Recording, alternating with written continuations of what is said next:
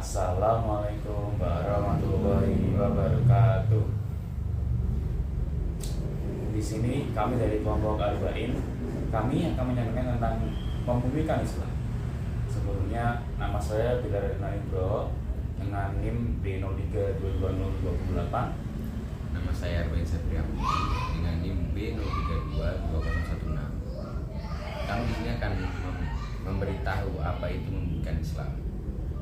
Wah, membumikan Islam? Ya, Nah, apa sih membumikan Islam itu? membumikan Islam itu seperti bagaimana Islam diterima di tempat baru dengan adanya dinamika sosial yang terjadi di lingkungan tersebut. Loh, oke. Di sini kita masuk ke pembukaan ya. Bayangkan saja jika suatu daerah yang belum mengenal tentang adat dan agama, lalu banyak sekali kejahatan di sekitar mereka. Kejahatan bagaikan berlomba. Orang-orang berlomba memiliki sesuatu dengan menghalalkan segala cara apapun gitu, seperti mencuri atau menghardik dan sebagainya. Lalu datanglah sebuah rahmat dari Allah SWT, yaitu agama Islam yang kita cintai. Agama yang sangat-sangat mengajarkan kebaikan, mulai dari kecil ataupun hal besar. Yaitu agama yang mengajarkan kebenaran dan mengatur manusia mulai dari hal yang kecil hingga yang besar. Dari yang non detail sampai yang detail, dan sampai yang benar-benar kita tidak ketahui akan manfaatnya seperti makan pakai tangan kanan dan lain-lain. Islam dalam bentuk dasarnya adalah wahyu Allah yang merupakan suatu yang nirbahasa. Wahyu dalam bentuk asalnya ditempatkan dalam sebuah blueprint yang disebut dengan Lauh al-Mahfuz. Dari sana, Islam memasarkan dirinya melalui tanda-tanda atau ayat yang terdapat dalam sebuah seluruh ciptaan Allah. Tanda-tanda Tuhan tersebut sejatinya telah terinstal dalam diri setiap manusia atau setiap makhluk hidup. Dengan bahasa sederhananya, dapat dikatakan bahwa fenomena alam, fenomena sosial, dan fenomena budaya tentunya merupakan sebagian ciri-ciri dari tandanya Allah atau kehidupan. Sejarah. Dalam sejarahnya, sejarah Islam di tanah Jawa ini berbentuk tanda-tanda atau nirbahasa. Atau dalam universalnya di dalam dunia ini Islam turun dalam bentuk ayat atau firman. Nah, perdebatan dalam tentang keautentikan Islam atau originalitas Islam atau lebih benarnya nampaknya tidak dapat diterima karena tolak ukur autentitas dan originalitas Islam sendiri tidak ada.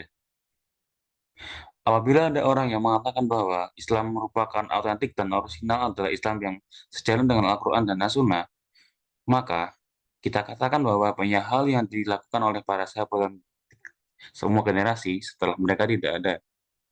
Contohnya, dalam kuda sembar itu, pembukuan oleh Al-Quran dan Utsman, pelaksanaan sholat tarawih secara berjamaah, pembayaran jizyah per kepala, peniadaan zakat dan bagian orang mualaf pada masa Umar, bahkan merupakan sedikit contoh yang menunjukkan bahwa sahabat pun tidak tahu sepenuhnya setia dengan Al-Quran dan As-Sunnah.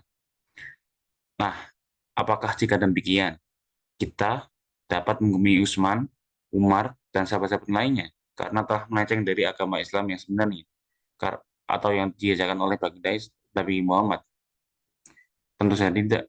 Tentu saja tidak. Mereka justru menunjukkan bahwa Islam tidaklah harus kaku dengan warisan masa lalu, tapi membuka ruang bagi inspirasi-inspirasi baru yang lahir dari tuntutan problematika kehidupan yang makin berkembang.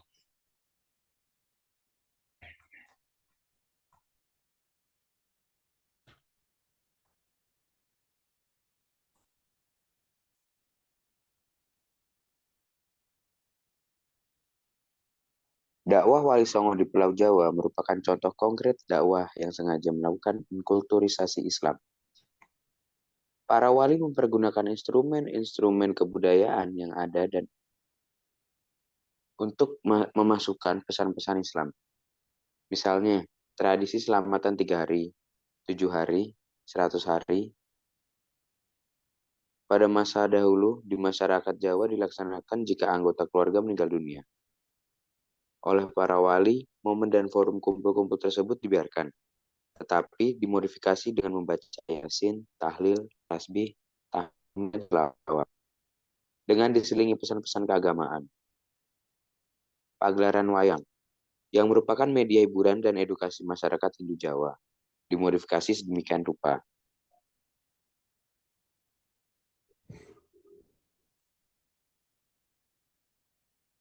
Kesimpulan yang dapat kita ambil dari beberapa bacaan di atas adalah: 1. Umat Islam seharusnya terus bergerak dinamis. Islam yang membawa visi kekhalifahan dan visi rahmatan lil alamin harus dicarikan ruang agar memungkinkan turut berperan aktif dalam memberikan solusi bagi problem-problem kehidupan. Teks-teks suci tidak berhenti dibaca secara tekstual. Setiap teks-teks itu juga dipahami dan diterapkan secara kontekstual, sehingga Islam memiliki signifikansi sosial yang bernilai tinggi bagi kehidupan. Dengan demikian, makna-makna dan nilai-nilai hakiki dan universal yang terkandung dalam ajaran Islam harus ditransformasikan dalam kehidupan empiris. Terima kasih. Saya Bilal Radian Nugroho. Izin undur Saya diri. Arba'in Sefria Mukti. Assalamualaikum Warahmatullahi wabarakatuh. Asik, asik.